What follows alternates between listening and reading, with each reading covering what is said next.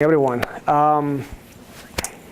Before I move on with the presentation, I just want to mention that a few years ago, I was actually in your position as an attendee to an MHTI, a couple of events ago, I think. And if I can give you one piece of advice is get to know your KIGME people and what KIGME can do for you, because there's a lot of opportunities that you can take advantage of by means of research funding, trade shows. There are design competitions and many other things that you can actually use for your own professional development and your students and institution as well. So make sure you do that before you leave. What I like to present today is it's essentially our story. This is not a how to do experiential learning. It's more like the things that we have done that have been successful. Behind perhaps every picture, there's a couple of failures too, so I'm not going to spend too much time on that, but feel free to talk to me. We're very happy to share what we have done, and this is about a 10-year effort on building what's become a facility and an instructional model now, but didn't quite begin as systematic as it may sound today. We began very organically, and just trying to bring a little piece of a real world into the classroom. So this is what I like to do today, and I intend to give you a little bit of a background, how we came upon these developments. And I'll go about describing the environment from the facilities we have, which I think are pretty nice, the curriculum that we ended up developing and supporting both, because of the facility and the experiences. Also the relationships that we have developed with some companies, and at the end, assessment, organizational improvement, how we maintain and try to keep making that baby step every year and getting better. And then I'll open for questions if I manage to finish early. So if you were caught tinkering with a radio many years ago, if you were caught by your parents, taking open apart a toy, you were immediately labeled perhaps as a future engineer. There was an association, very well-established association between manual tinkering and engineering that somehow has been fading away. This actually was quite a bit of interest in the engineering education literature in the 90s. If you were into that type of reading back then, you could have caught some of the learning styles that were developed back then by Richard Felder, the teaching around the cycle. You have active learners, passive learners, you have sequential, global, and so on. So we can go about how students learn and how important it is in that process that you bring across an experience.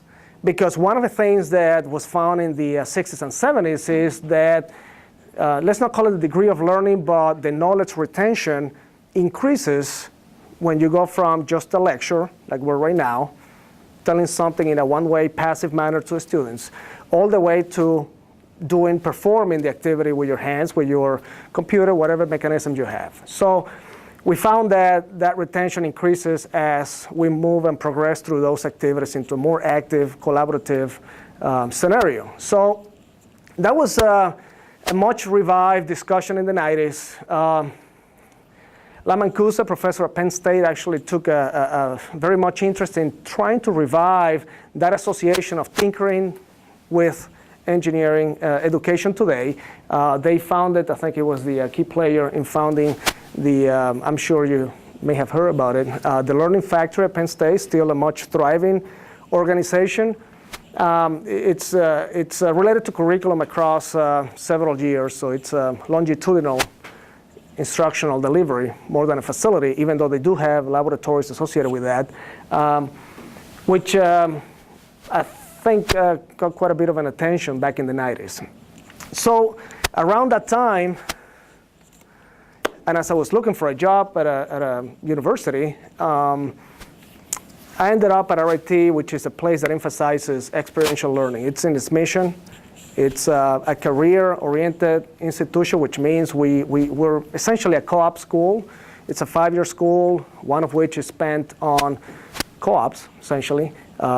We require at least 40 to 45 weeks. That's almost a year, practically, speaking, of co-op experiences, and I found that actually it's a really good advantage for our students to go and work for Boeing, come back, take some classes, go work for Toyota, come back, and then have that iterative process.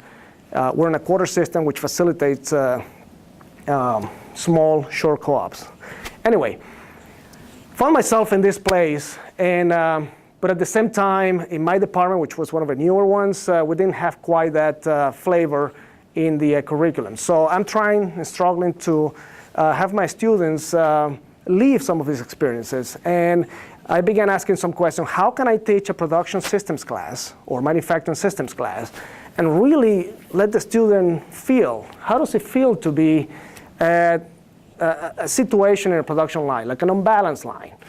What if you're the bottleneck? What if you're at 95% utilization? That's easy to write on a paper, but can you experience that?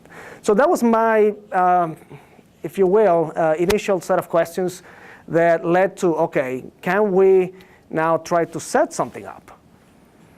So somehow, some of the first developments were about answering those questions and trying to set up an assembly line, simple assembly line that where students could jump and try to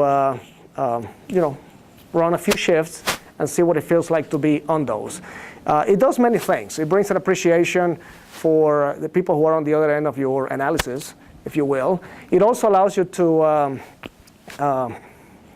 think about your skills, different kinds of skills. Not so much cognitive skills, but mechanical, dexterity skills.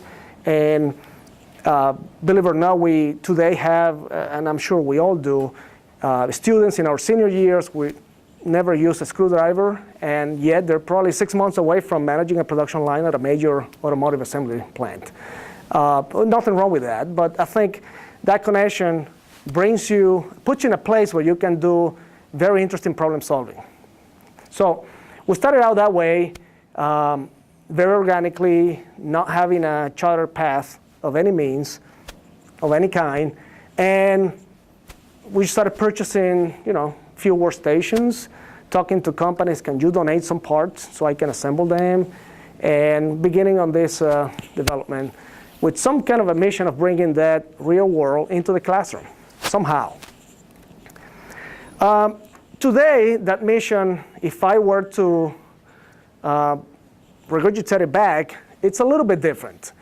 I think today we're about teaching skills, not so much having the students understand the behavior of a production system. Skills that are really emphasized in this, and not just me, but all the faculty associated with that, are related to problem solving, continuous improvement, teamwork, and communication. If you can really drill those down in your students, they can go anywhere. This is not about Toyota. This is not about manufacturing even. You can go to a bank. They can go to a healthcare facility. They can go to a park. We send a lot of students to Disney, believe it or not, to work in the Imagineering group. And they can use those skills anywhere. In fact, they are. So it's about that, teaching those in an experiential, hands-on way, but giving it a context. And the context is, for the most part, assembly lines, warehousing scenarios, order fulfillment, so behavioral production systems, and we do have also a touch on the lean concepts as well. Some of the faculty are specialized in that, and it's a language that most employers talk today, so it is important. So our mission has evolved over time. We keep on some, I call them guiding principles, which sort of guide every decision from developing an instructional module to making a purchase. For example, we focus on the human element. We focus on people. This facility is not highly automated at all. In fact, we have very little automation. And if I can tell you, going back to my opening statement about my failures or our failures, it's mostly about trying to bring automation into that. Humans bring the most amount of variability into any system, and we want to deal with that. We want to teach how to problem solve, how to improve with a human-centered system. So we focus on that. You're not going to see a lot of or any robots, we get rid of those. FMS cells, we get rid of those too. There's some power tools, but that's about it. It's not really automated. We encourage what we call the sandbox approach. Students design on paper. They should be able to implement whatever they come up with. So in a given production systems class, I can have somebody come up with a U-shaped flexible line. Somebody else has a 3-station or 4-station, and we should be able to reconfigure the lab in that. So that's what I call the sandbox approaches: full reconfiguration and flexibility. So this is more related to purchases and developments. We usually try to leave open possibilities for the future.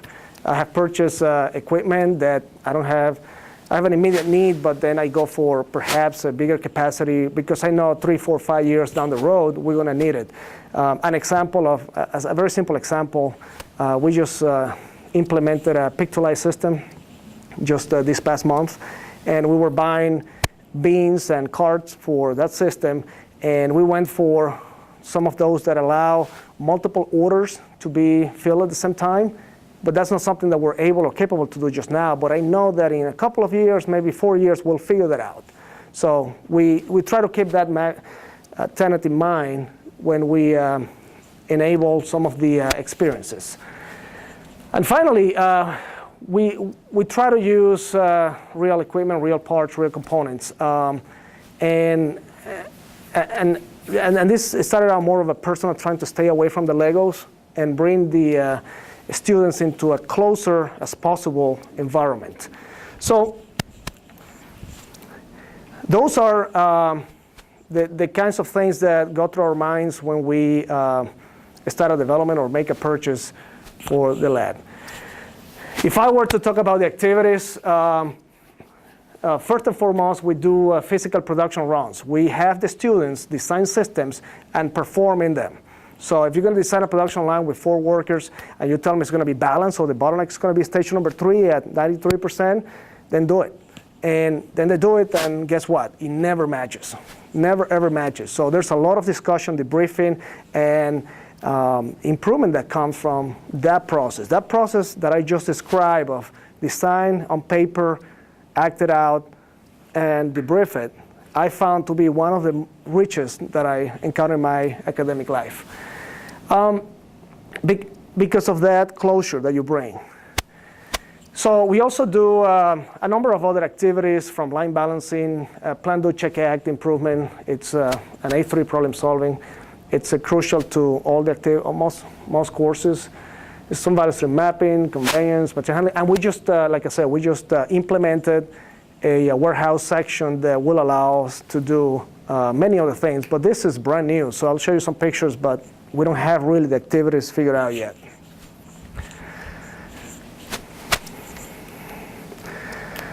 Who comes to the lab? Who do we serve? Pretty much everybody. Now, didn't start out that way. We started out with a fundamental mandatory senior level undergraduate course, and then graduate courses. Then other departments were interested. Then other disciplines. RIT has one of the largest, has a separate college. It's called the National Technical Institute for the Deaf. If you're deaf or hard of hearing, pretty much anywhere in the world, and you want to pursue higher education, you come to RIT for technical higher education. For liberal arts, you go to Gallaudet in DC. So there's essentially 2 universities that serve that. These are federally funded, and they have several thousand students from all over the world. We are starting to do this because, serve those students, because a lot of the approaches that are very effective with deaf and hard of hearing tend to be visual approaches. So this is perfect match. All what we do is highly visual.